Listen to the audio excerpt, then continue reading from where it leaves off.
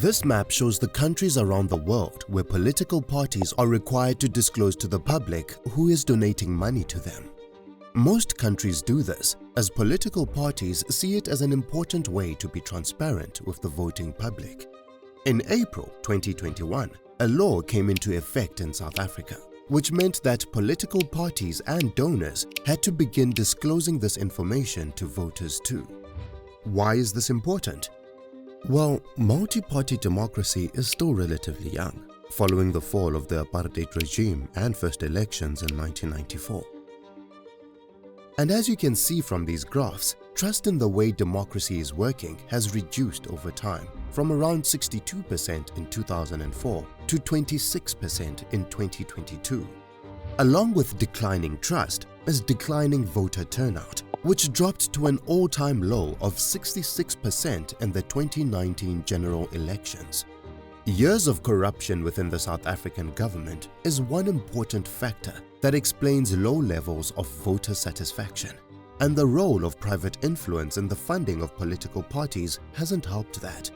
So, in 2021, the Political Party Funding Act started with two main purposes. First, to try to curb corruption by increasing transparency. First, the reform means that political parties need to report any donations they receive over 100,000 rand. And there are limits from a single donor. Parties must declare their donations quarterly. And foreign companies are banned from donating. This means that the Independent Electoral Commission, or IEC, can regulate funding to these parties. The second purpose of the Political Party Funding Act is to help the public have faith in democracy again. By increasing transparency, the hope is that this reform can help voters regain trust and ultimately vote. Since the reform has come in, millions of rand have been declared, and we are beginning to see where parties are getting their donations from.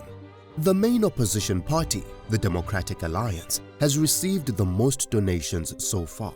Top donors include the property development company, Fynbos, the owner of Betway, Martin Marshall, and the wealthy Oppenheimer family, who are linked to South Africa's diamond mines. The ANC has also received millions of donations. The party's top donors are an energy company, a mining company, and the Chancellor House Trust, a private investment company with deep ties to the ANC. This transparency can help contain corruption. It's easier to detect political favoritism when we know which companies or individuals donate to a party. You can go to this website to see in real time what donations are being made. The presence of money in politics is a necessity. However, money shouldn't drown out the voices of ordinary people in politics. The PPFA is the first step to understanding and limiting private influence in South African politics.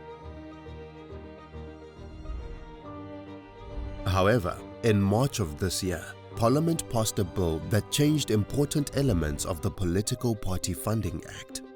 The changes grant South Africa's president more discretion in determining which donations must be declared and the maximum amount any individual can donate. These changes have the potential to significantly reduce transparency from the PPFA and are likely to give companies and individuals the freedom to donate huge amounts to their preferred party again, which can encourage corruption.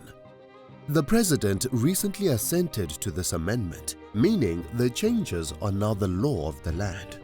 However, civil society groups are ready to challenge the legality of these changes and defend the original goals of the PPFA.